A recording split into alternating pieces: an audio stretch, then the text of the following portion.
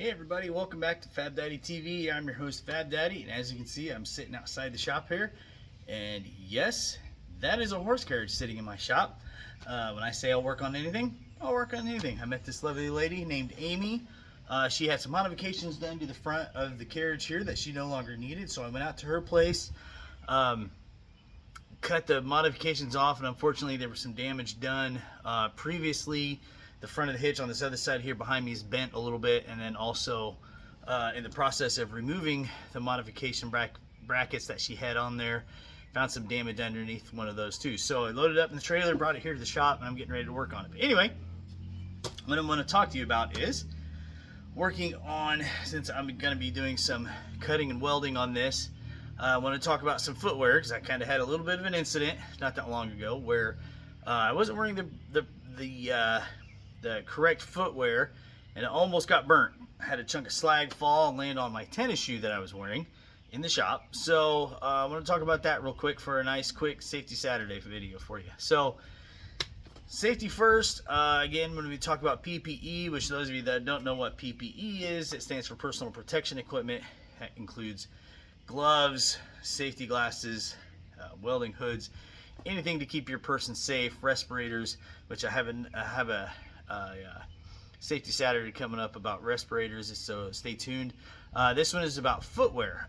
What you always want to wear in a workshop, especially when you're working with metal, cutting, grinding, welding, anything where there's like hot steel that's going to be floating around, you definitely want to wear some work boots. What happened last time was I had my tennis shoes on. I was just working in the yard, popped into the shop to do a quick just a quick 5-minute thing. Of course, it's just like when you go into Walmart, you grab the little basket you carry around with you because you think, oh, I only need 5 things, and then 20 minutes later you're in the back of the store going, crap, I need a cart. So it's kind of one of those things. I popped in just to do a quick, I think I was just coming in to sweep the shop, get ready for the next project. Ended up actually starting the next project. Had the welder out, and a piece of slag fell, landed on my foot. Now luckily it landed on a thick part of the leather and it didn't burn through the top. I have had, and I could actually go get you the shoes that I wear often. There's holes burned in the top where sparks and pieces of slag or whatnot have landed on the mesh part and actually burned through. I have several pairs of socks that have several holes in them from all that stuff going through. So the problem was I didn't have boots out here. I didn't want to walk up to the house to get them. So what I do now is I actually have an extra pair of boots now. There's Georgia boots. They're pretty decent boots. I just keep them in the shop. That way, if I get out here and, I'm an hour and a half into a 5-minute project, realize it's, using the torch and welder and stuff, I can just pop my tennis shoes off. I have them on, throw on some work boots, and my feet are literally covered. So yes, I would say for safety footwear, definitely want to wear minimum of tennis shoes.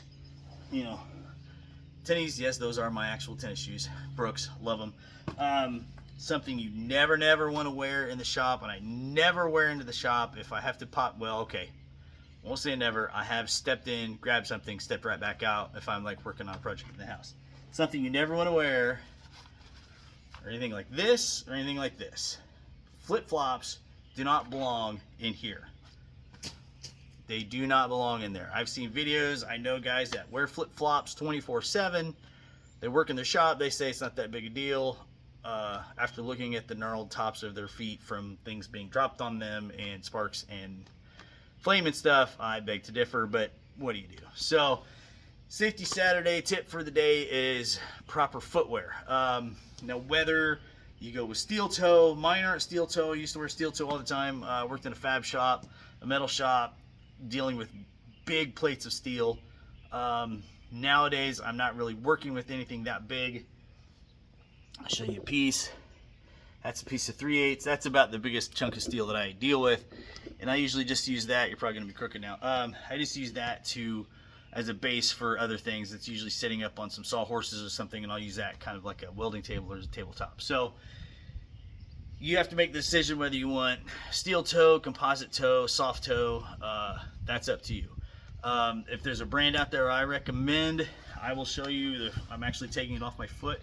I use Brunt footwear. I've had these boots for about I think I figured out about 9 months.